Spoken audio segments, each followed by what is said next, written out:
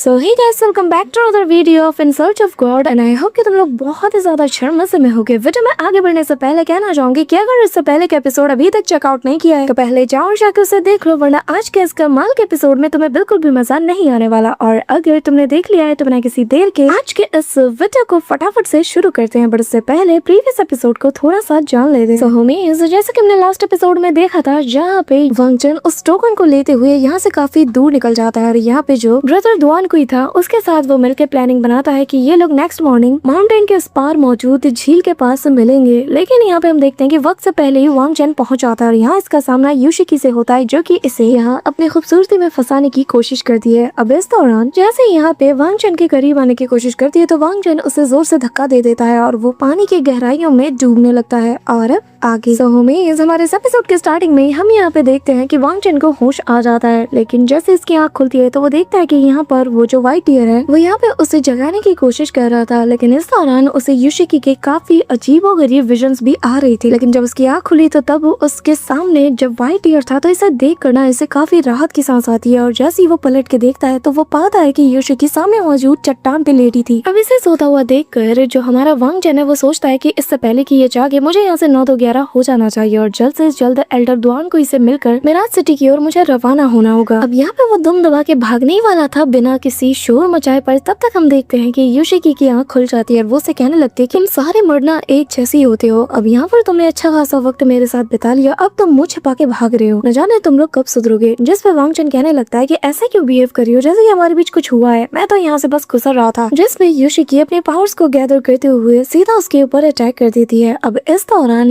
वांग chain के पास जो कुछ भी था, फिर चाहे वो वुडन टोकन हो या फिर उसकी बाकी की चीजें, यहाँ पर सब कुछ उसके पास से गिर जाता है। वुडन टोकन को देखते साथ ही यूशिकी कंप्लीटली स्पीचलेस हो जाती है और बताने लगती है कि आखिर तुम्हारे पास ये डिवाइन टोकन कहाँ से आया। जिस पे टफ फनी की एक्टिंग करते हुए वांग चेन कहता है, क्या बात है, तुमने तो मुझे पहचान लिया, अब चुपचाप मेरे सामने घुटने टेको वरना तुम्हारा अंजाम बहुत बुरा होगा, क्योंकि तुम समझ ही गई होगी कि मैं कौन हूँ। अब यूशिकी को डाउट तो होता है कि कहीं हो ना हो ये उसका मैसेंजर हो सकता है, यानी कि डिवाइन एम्परर का, पर वो इस बात को और ज्यादा कंफर्म करने के लिए उसे और ज्यादा सेड्यूस करने लगती है। और वांग चेन और ज्यादा टफ बनते हुए कहने लगता है कि मैंने कहा ना, चुपचाप मेरे सामने घुटने टेक दो वरना बहुत बुरा अंजाम होगा, मैं मैसेंजर हूँ, वो भी डिवाइन एम्परर का। अब यहाँ पे उसकी ये बातें सुनकर यूशिकी इसका मजाक उड़ाती है। अब यहाँ डिवाइन एम्परर का जो मैसेज था जो कि स्क्रोल में था, अचानक से वो उसे ओपन करने लगती है। लेकिन यहाँ पर जो वांग चेन है वो ऐसा कैसे होने दे सकता था। तो तभी यहाँ पर वो अपने उसी बैग को देखता है जिसके अंदर काफी सारे पिल्स मौजूद थे और ये सारी डिवाइन एम्परर ने दी थी। और डिवाइन एम्परर ने साफ कहा था कि अगर तुम इसको ज्यादा कंज्यूम करते हो तो तुम्हारी जान भी जा सकती है। फिर क्या, वो पलक झपकते ही सीधा उस बैग को अपने हाथों में ले लेता है और ऐसा प्रिटेंड कर